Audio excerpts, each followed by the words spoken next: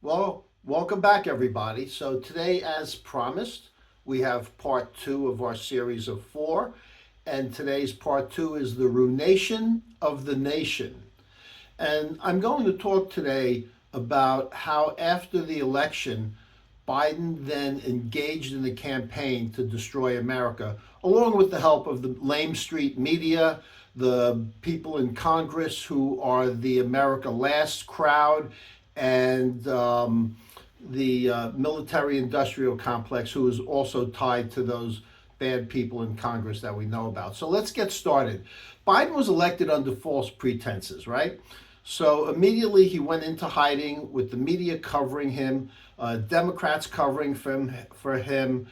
He went into the basement, never to be seen again. We had his underlings running the country, right? 30-something-year-old staffers who actually probably ran the country, along with Obama, undoubtedly, and Schmuck Schumer, and that Pelosi. She's just awful.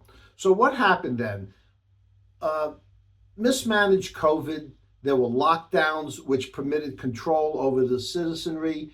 Everyone was made to stay inside. You couldn't attend church. You couldn't go to synagogues.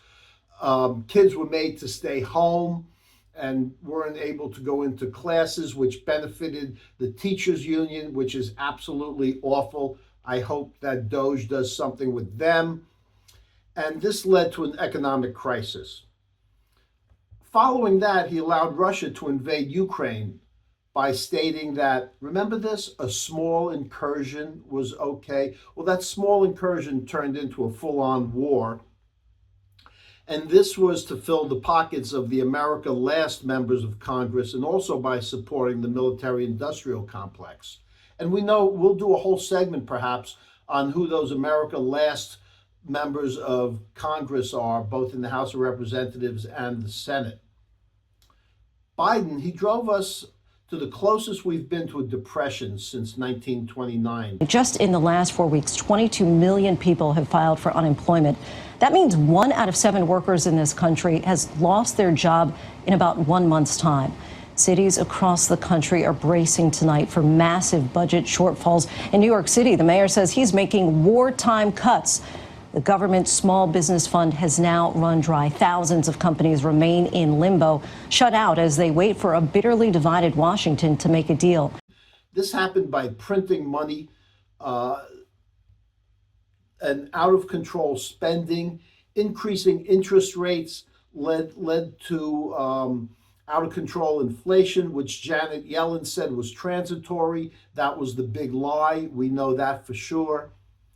Followed by the chaotic withdrawal from Afghanistan, which cost the lives of 13 American service members, leaving Afghanistan interpreters and other allies that we had there twisting in the wind.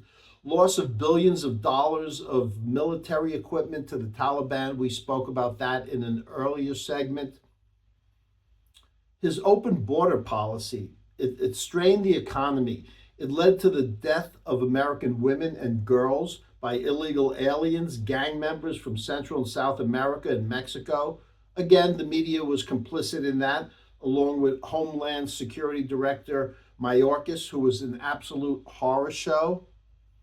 So this is just an overview of how bad Biden was, and it's just something that's just inconceivable that an American president and his cohorts would hate America so much as to try to drive it into the dirt. But not to worry, in our next segment, we're going to talk about the 2024 election and that we are now on the road to recovery. And as Donald J. Trump said, we are approaching our golden age. Thanks very much. Follow me on Twitter, now known as X. You can find me at Bill Golodner on X. You can also go to our YouTube page, YouTube channel, and you can also find the Irv Goldstein Political Stink Tank on Facebook.